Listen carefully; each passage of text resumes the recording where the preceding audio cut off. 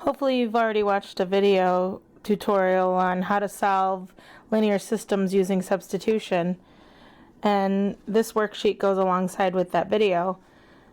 This is Chapter 6, Section 2, Study Guide and Intervention, available through your connected online textbook.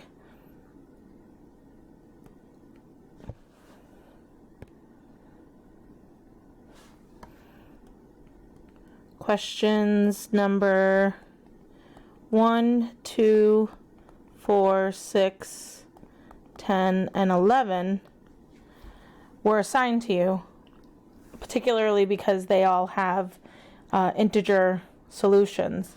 Their point of intersection is what we call their solution, and the point of intersection should be written as an ordered pair with a number to replace x and a number to replace y. 1, 2, and 3 are pretty easy because an x or a y is isolated in one of the two variables. But I'm going to work with question number 3. Notice that question number 3 has x equals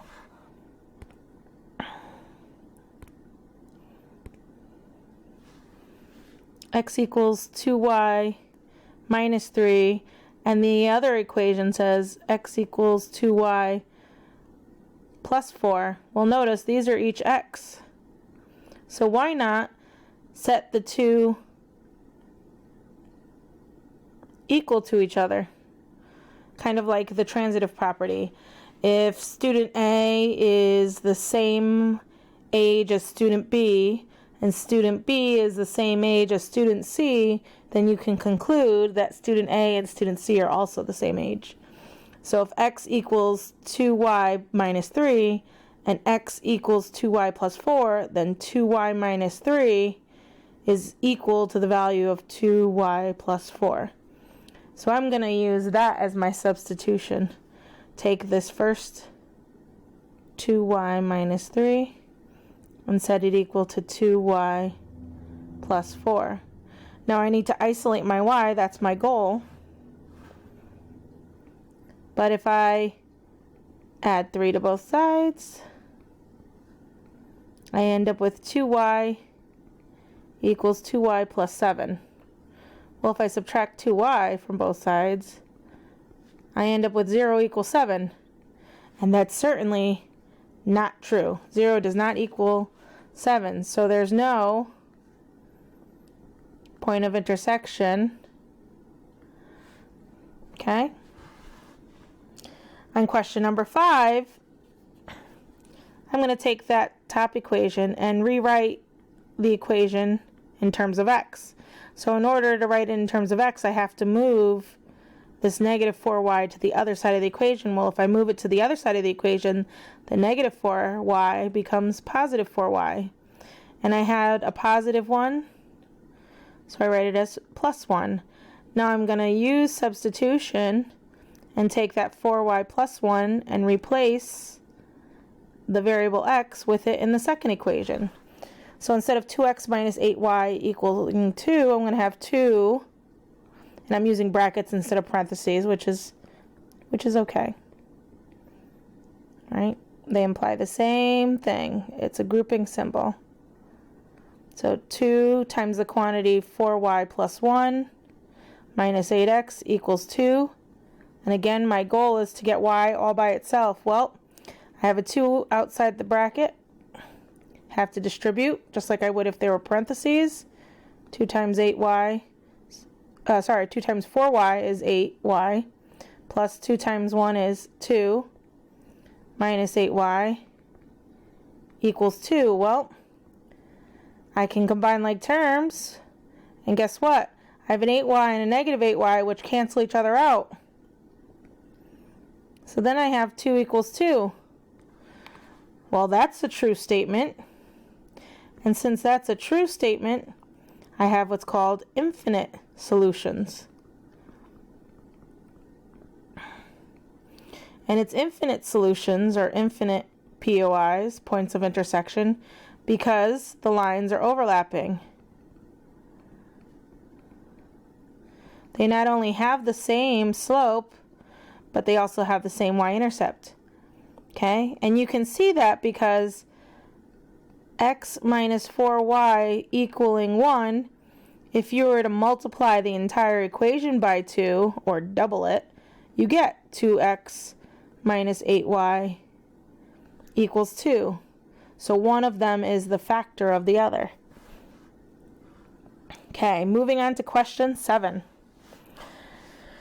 Question 7, I don't have any variable isolated, but I'm going to take this equation, top equation, since they all have even numbers, and get b by itself. So I'm going to divide every single term by 2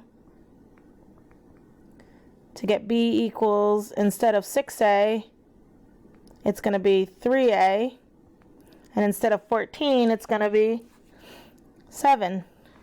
Sorry, I should probably zoom in so that it doesn't look so cramped.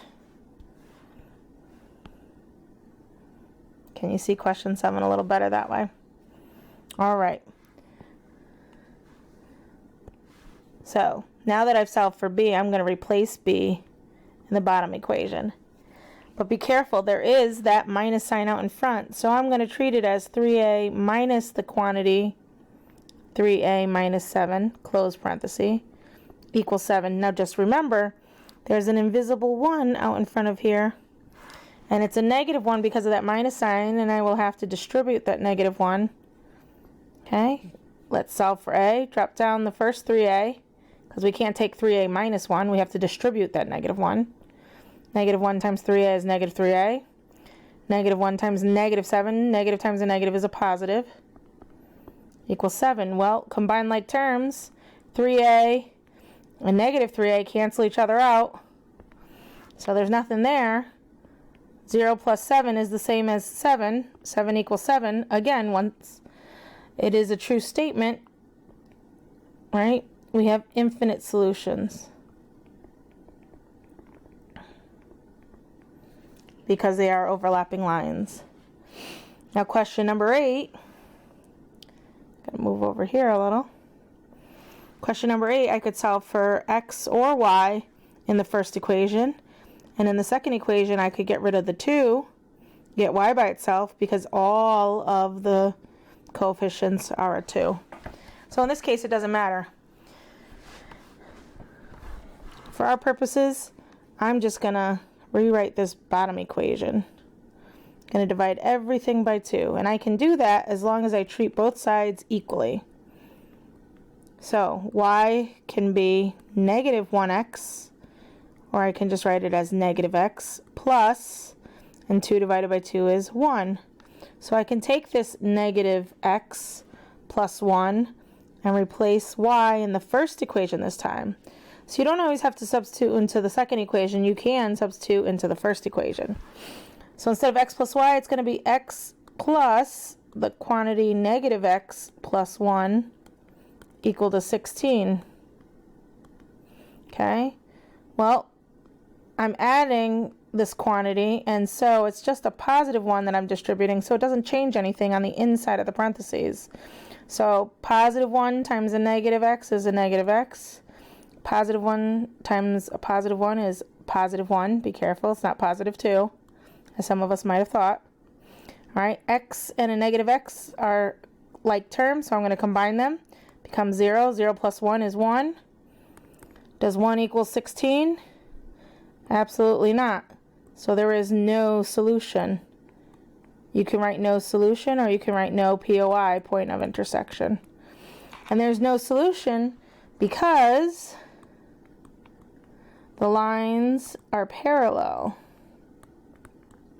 And if lines are parallel, that means they never intersect. They never cross. Okay? You don't know something's there if you never meet. Okay. Moving on to question number 9. Oh, let me erase that little line. Sorry about that. Question number 9. The variable y is already isolated, so I'm going to simply substitute. Instead of y, I'm going to substitute in negative x plus 3. So 2 times negative x plus 3, drop down the plus 2x, and drop down the equals 4. Now remember, this negative x is a negative 1x, so when I distribute the 2, make sure I'm multiplying 2 times negative 1x to get negative 2x, and 2 times 3 to get 6. Drop everything else down, including the equal sign and the 4. Combine like terms, negative 2x here, positive 2x there, cancel each other out. So I get 0 plus 6 equals 4, and that's not true because 6 is not equal to 4. So there's no solution. Okay, one more to go. And this one is not a infinite solution or no solution. It does have a solution, but I saved the best for last because there is not an integer solution. If you were to try to graph this, it wouldn't necessarily land on the lines of your graph if you were using integers. Whole numbers or their opposites. Okay, that means there's going to be a fractional or decimal answer, depending on which you choose to use. If you look, the question has decimals. Doesn't always mean that the answer will have decimals, but in this case, it happens to. So I can solve the equation for y by simply taking this negative 0.2x and moving it to the other side of the equation and rewriting the equation y equals positive 0.2x plus, because it's a positive, 0.5. Now if the decimals bother you, you can always multiply to get rid of the decimals. Would you like to do that? We can if you'd like. Okay. But since we're being asked to do substitution, I'm going to substitute. I'm going to take that 0.2x plus 0.5 and replace y with it. So 0.4x plus 0.2x plus 0.5 equals 1.1. Okay, now there is no coefficient on y, there's that invisible 1. So really, if I distribute the 1 inside the parentheses, nothing will change. So 0.4x plus 0.2x, you can think of it as 40 cents and 20 cents, right? If we think about it as change. Okay, that would make 0.6 or 60 cents, right? Plus 0.5, drop that down, equals 1.1. Well, I'm done combining like terms, but I need to get x by itself, so I'm going to get rid of the 0.5. Opposite of addition is subtraction. Be careful when you're subtracting. Think of $1.10 minus 50 cents if that helps. And again, treat this as if it's 60 cents x. So 110 minus 50, you would know is 60. Okay. Divide by 0.6 or 0.60. Divide by 0.6 or 0.60. We know that this side will cancel out and leave us with x equals 1. Well, if I go back and plug in 1 here, I have y equals 0.2 times 1 plus 0.5. Well, think of this as 20 cents plus 50 cents makes 70 cents. So y equals 0.7 and x equals 1.0. So the point of intersection, POI, would be 1, 0.7. If I wanted to write it as a fraction, it'd be 1 and 7/10.